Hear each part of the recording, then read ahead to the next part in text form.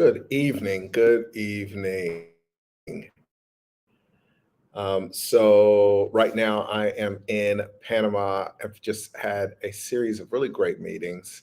I'm about to head out in a little bit, but wanted to jump on based on one of the conversations. So whenever I'm in Panama, one of the things I love about Panama is the number of people who are doing just really, really amazing business here. So today was with a guy who's probably built a $20 million business. When he left the states, it was a $2 million business. And he was talking about just some of the things that caused it to 10x over these last couple of years since he's been here in Panama. So that's one of the things I love about travel.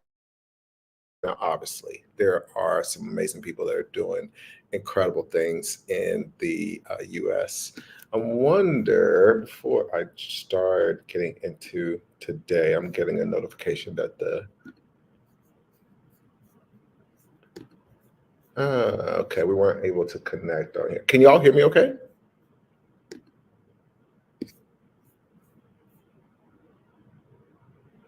Oh, I think it just wanted me to accept some cookies. They always want you to accept some cookies.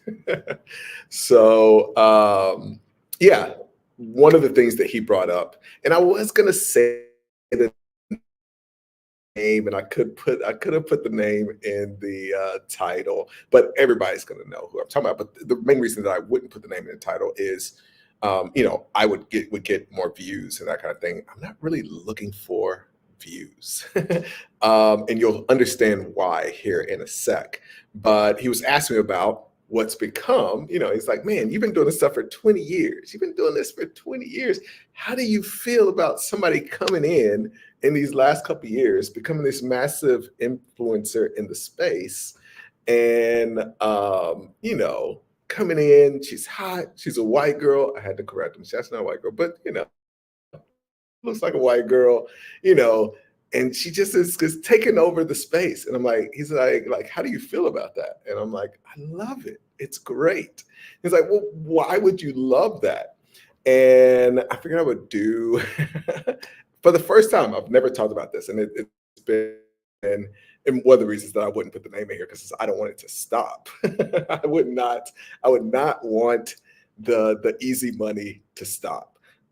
So the really cool thing that's happening right now, and I've had some of the people who've been a benefit. We've talked about a little bit about the benefit of it, but not the reason why. So we talk about like my man Jay, who's done an amazing job with Good Merger, and it's one of the reasons that I really encourage y'all. I really encourage y'all to come and hang out with us in Good Merger. We've got Rennie, who's working on a $25 million deal right now. We've got Andrew, who's going to come on in a sec, who's helping him take that down. Got Jay and Andrew's had multiple deals that have sold that we've been able to sell. Like basically, and this will all come into context.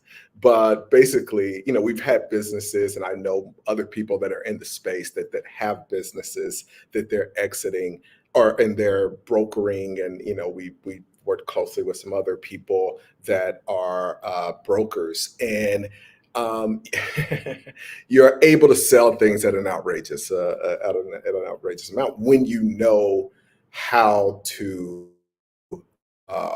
go after the people that certain people are teaching. So if anybody can just sign up for something and see like, oh, you are teaching people this, and this, then they come in and they end up lambs walking into the slaughter.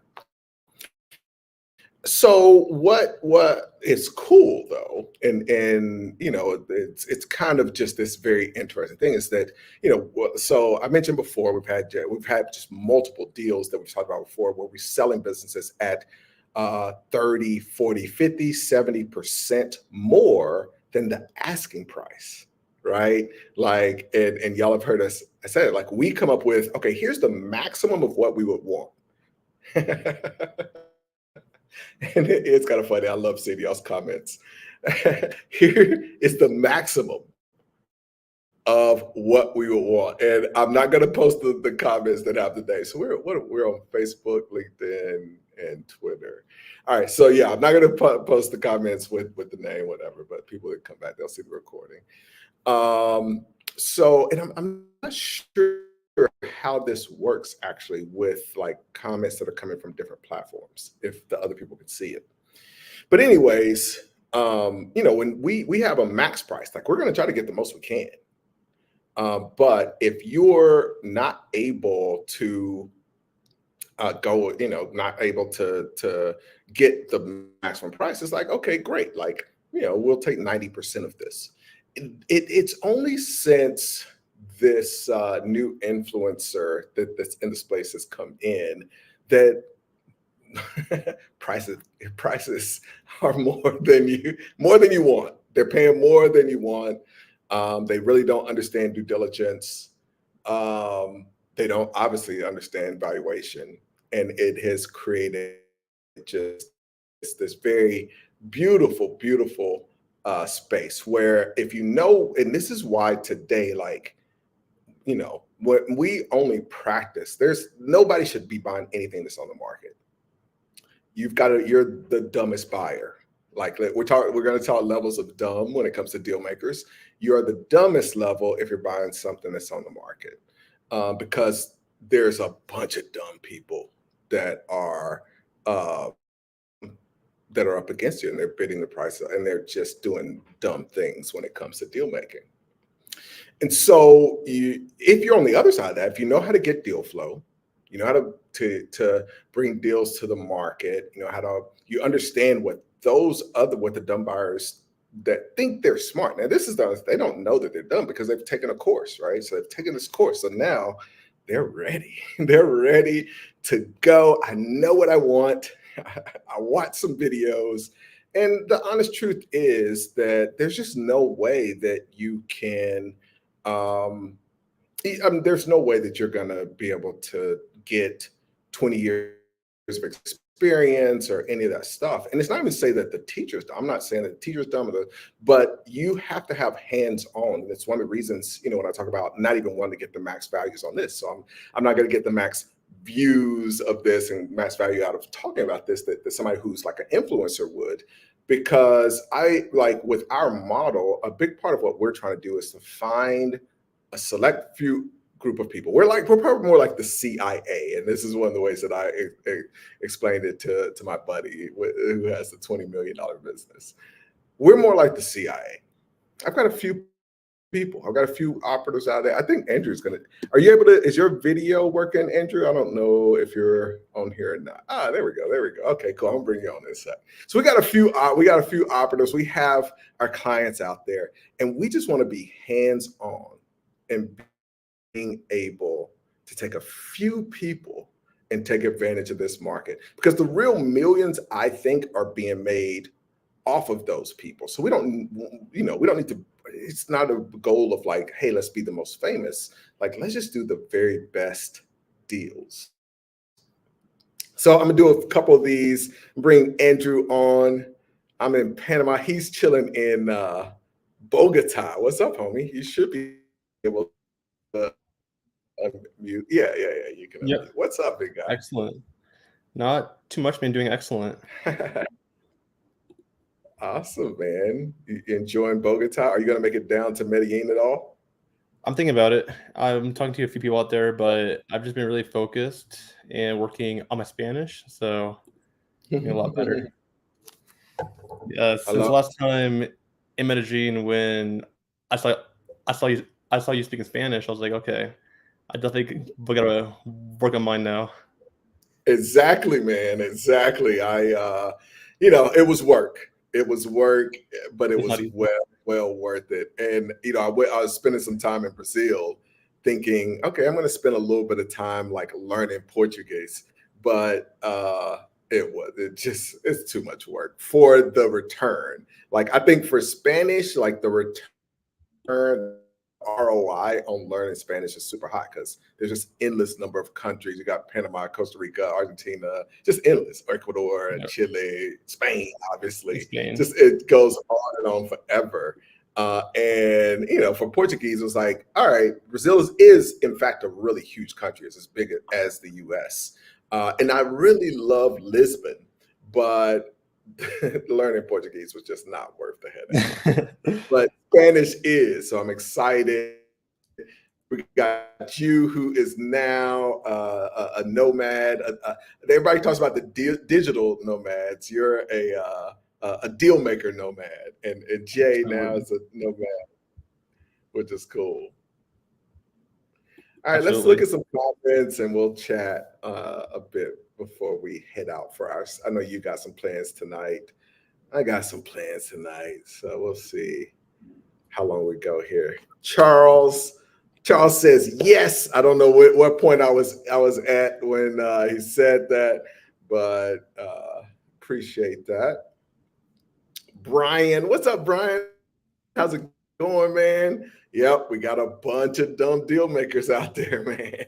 But I feel like it is a huge win. It's a huge benefit for the deal makers that kind of know what they're doing, and a little bit of it is like it's not even like we're trying to take advantage, but we're literally just doing our job, right? Like, and maybe you can talk a little bit to this, Andrew. Like when we're selling a deal, and we're trying to, our job is literally to maximize whether we're working for investors in that deal, whether we're on the good merchant side working with the seller of that deal. Like, how do you feel when we have deals that are going above the asking price? As a seller, it's an awesome thing. And I think that's why for us, we always tell our clients that they should sell through a broker because that's our job for them. But when you're an investor and you're looking to buy businesses, we always tell our clients to look off market. And so it's kind of Yeah, twofold on that side. And it's so I almost definitely like it's an think, interesting arbitrage. yeah, It's I a, think it's if an you can get a deal that's off market and get a good structure and a good just a good deal on the off market, then bring it on market. I mean, that is really arbitrage, especially nowadays, right? Like that's really where the arbitrage is. exactly. But getting a solid deal off It, market and then it's bring it really, on market. yeah, like even, we're, I think one of the funnier things, and it's honestly more work for me. So we've got people that are coming through our summer cohort that we're taking in right now. And Andrew's been on some of those calls with the clients. And one of the things that is more work for us is like each cohort we're doing one-on-one. We're doing multiple one-on-one calls with them every month. We've got live calls that I'm leading on every couple weeks, and I think the reasoning behind that isn't that we just like doing extra work. Like we would love to just have these courses that are out there, and there are multiple people that have courses that are out there. I think what ends up happening, and the reason that we bring new strategies, is that when you've got a course that's out there, there's this isn't like the stock market where there are millions and millions of people that are in this space in the space. Right. You can literally, like, we can go in, we can learn what the other people are doing and what the other people are learning, and then we can basically shift what we're learning to get deals from other places, and then be able to go to the places where they're looking for deals and be able to sell them at a higher price. It's a really kind of interesting market from that standpoint. But I mean, I think that the reason that we do things live is that it's always changing, which makes this whole space a lot of fun, but also very dynamic. Absolutely. And I think to piggyback off to what like you talked about with like your partner and friend is that the more people that do come into space and are talking about buying businesses, the more the on market side raises those prices. And so it's going to be very interesting to see that more as we move forward. Definitely, definitely. And just in case y'all don't know, my man Andrew, this is a guy that over the last years had $12 million listings. Also, just helped a bunch of clients close deals, working with clients doing some of the chairman strategy deals that I talk about, and we had clients that closed several of those. Shout out to Becky. Shout out to separately Rebecca, which is funny. Both of them. Just man, just amazing, amazing folks. Sicily, just really, really amazing people. What's up, Chap? What's going on? So Chap says, shout out to Jay and Andrew, top tier guys. I can hear you typing, by the way. If you're responding, I can hear you typing, Andrew. For the comments, yes. All good, all good. Yeah, I can, which is good. I'm glad you're responding, but I can. It's loud at the speaker. So shout out to Jay and Andrew, top tier guys. Absolutely, we're very proud of Jay, who just recently became an international nomad, moving around. We all got to hang out in Medellin, which was really cool. Chap says these, and there's no relation. This his username is Chap, by the way. These dumb buyers are both types of finance, what types of financing channels and resources. And this is one of the things that is beautiful. It's actually not as good for them, but a lot of them are being taught to use SBA.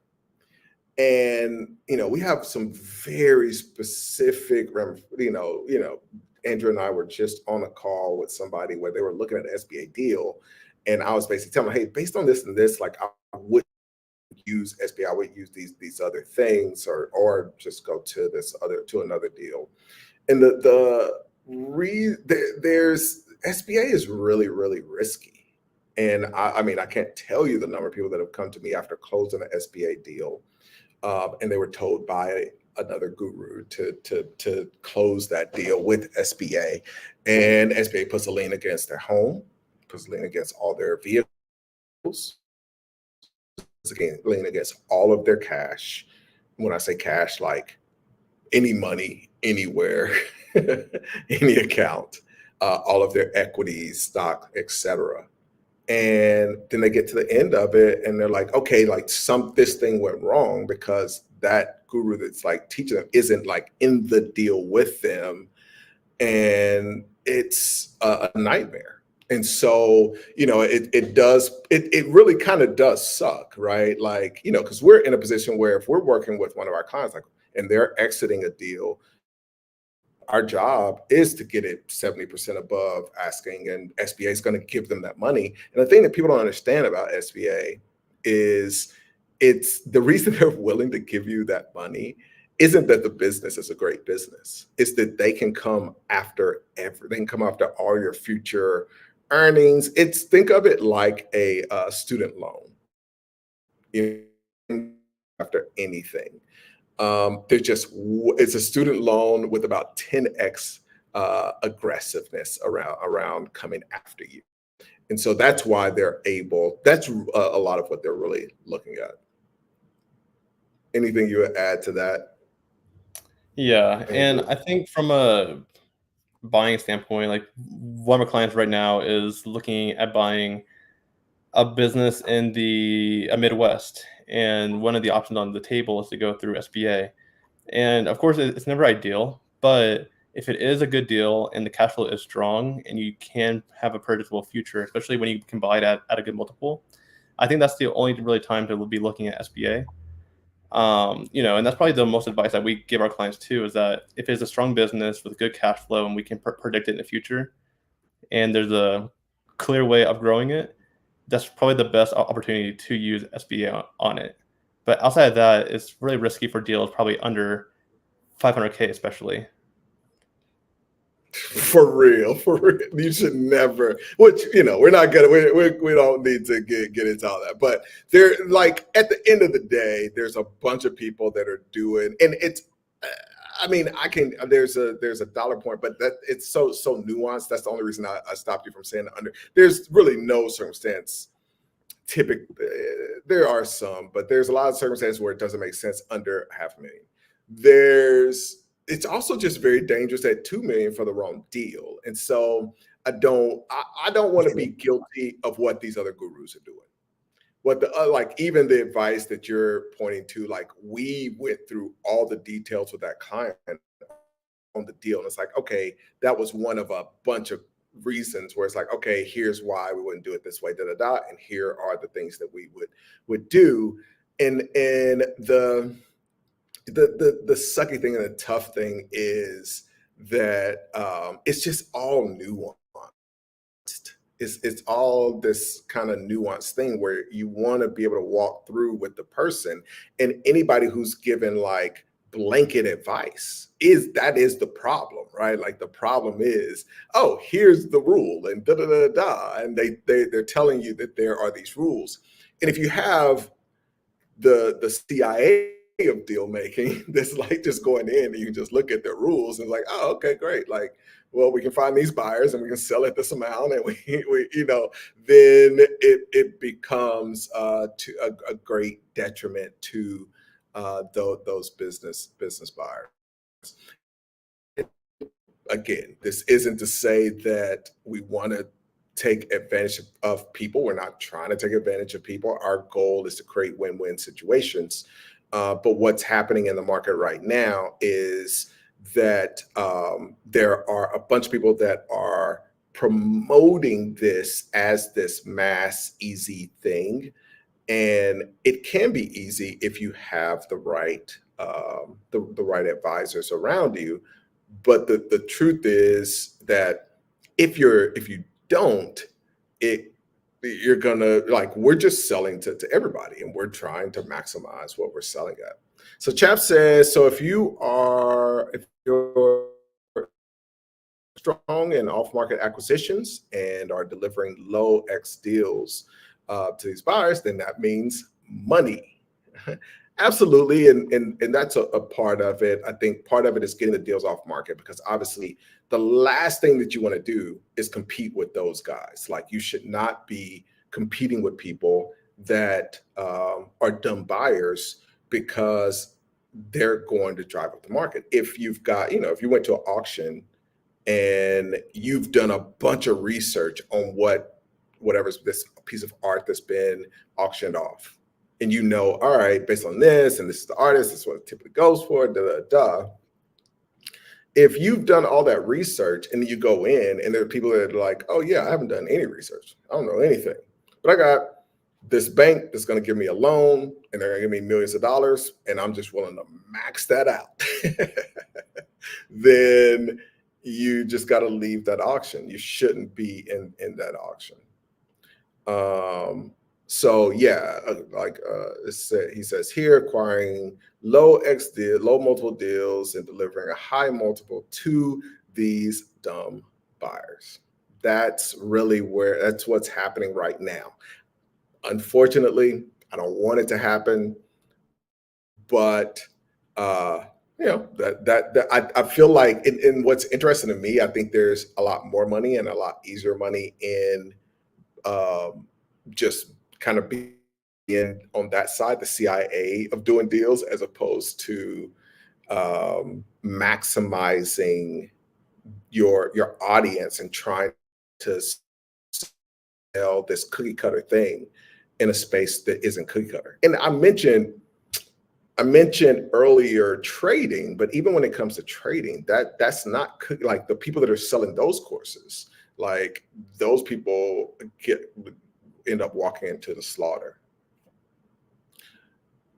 Z says, Ace, could you speak about raising capital using a holding company? Very cool. You want to give a shout out to our holding company and the email address? Well, if somebody does want to get a holding company created. Absolutely. I'll put a link in chat, but if not, go to www.holdcoregister.com, and that will be right here for us. Yeah, pop that in the chat. So number one, we can help you with your holding company. So reach out to us. This is something, and we may even I may even give a discount to the first couple people. So we give a discount to people that are in actually HOCO. So we'll give a discount to the first couple people from the chat that end up using this. But a big part of getting to capital is creating your holding company the right way. If your holding company isn't set up the right way, you're never going to get access to capital. And then the second part is coming up with your plan. Like one of the things that we do early on is, we talk about it being an acquisition holding company because the acquisition holding company is a business. And so there's a business plan, and we'll head out of here in like 5 minutes. There's a business plan that goes with the holding company that it basically is in the business of acquisitions. And so once you've got that, and especially once you've got your first couple of assets, it becomes very easy to get access to capital. Now, typically, we're not getting capital. And I kind of say all that to say we're never getting capital for the holding company. So, and some of this is just the way you worded it, but the holding company itself should never get really until you're exiting, should get capital. So I've had some holding companies where I'm like exiting that and I'll take some investment. So, but it's really coming off the table. So whenever the holding company itself is getting capital, it's coming to the owner. Within the holding company structure, you've got your special purpose vehicles, and each of those special purpose vehicles have equity, they have assets, they have income. All three of those things are things that you can get capital based on. And so, it obviously takes working with the person and that kind of thing. And I think some people get on here and are like, just tell us the answer. And that's the truth. I think the bottom line of this whole live, it breaks down to the point that other people sell this their solution, which isn't a real solution, because they're like, oh, I'm just going to give you this cookie cutter thing. And here you got this course and you got these videos, and now you can talk to these people. And those people aren't the people that have done a ton of deals and been doing it for 20 years. And now you feel like, okay, well, great. Like, I know how to do this. And the truth is, with all of this, there is nuance. And so the honest answer, and it's not me trying to be coy, it's just, and it's make me lose people to the other folks. But the true answer is, let's look at your holding company. Let's look at your holding company strategy. Let's look at the industry that you're going to go into. Let's look at the first acquisition that your plan is to acquire. And then what's the strategic acquisition? And then you come up with the capital structure based on that. You don't really come up with it's like, oh, here is this cookie cutter answer. We'll run through some of these. The SFR, wholesale real estate, is commonly referred to as wholesaling. I like that. I really like that. So bring great off-market deals, secure low multiple, and list will say good merger. What do you think about that, Andrew? I think absolutely. Let's find some good off-market deals. We'll bring them on market, and we'll find the best buyers for them at that price. Exactly.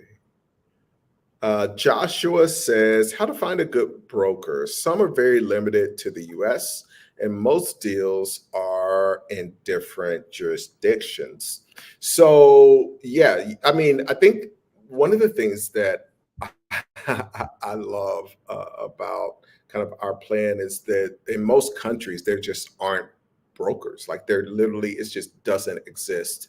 We're looking at deals in Medellin, and one of the things with Medellin is most people just don't sell their business, and so there isn't an industry of buying and selling businesses. And I say Medellin, but it's just Colombia, right? Like, there's just all of these countries, in most countries. Now, Panama, on the other hand, where I am now, there are business brokers. So one of my meetings yesterday was actually with a business broker. And so it's going to depend country to country.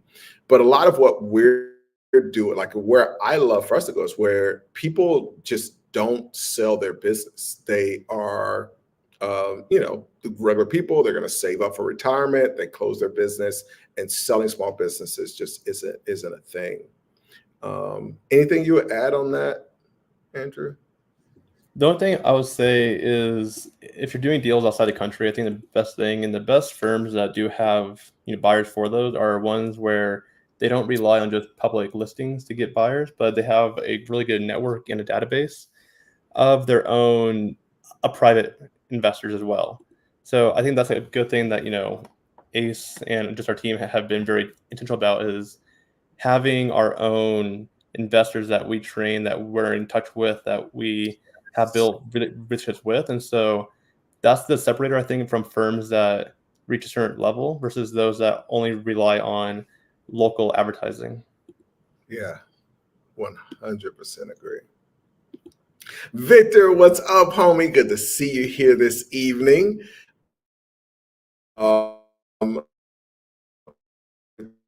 Says that's no, a lot of people don't.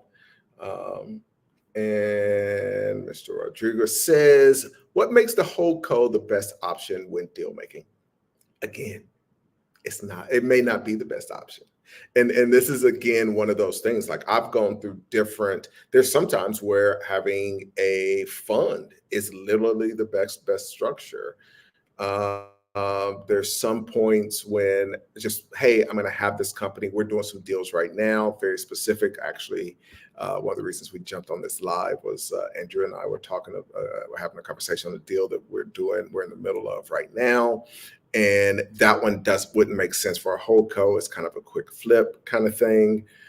So, the real answer again, and this is, why we will never be as big as some of the bigger people, is that it just depends. Like that is the reality of this game. And the more I think about it, I don't think it's very different from other games. I think that the people that are teaching some strategy in trading are setting themselves up. It's like somebody on the street that can go into that. It's like, oh, this is what y'all are trying to do. Here's how I can trade against you.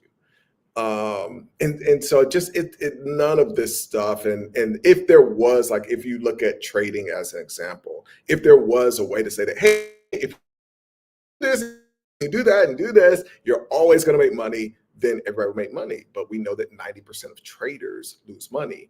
And still in this space, there's a bunch of people that I can tell you are losing money. Mr. Howard, appreciate your knowledge, Ace. I've had a few buyers approach me recently to purchase them at dumb buyers. And this is the downside. You can't do, and one of the reasons, please do not do anything on the market right now. You can't do it.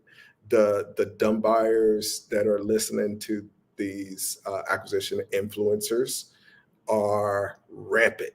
And I don't want any of y'all, like, hey, there are going to be plenty of people that lose millions following these folks, but I don't want any of my followers to get caught up in that.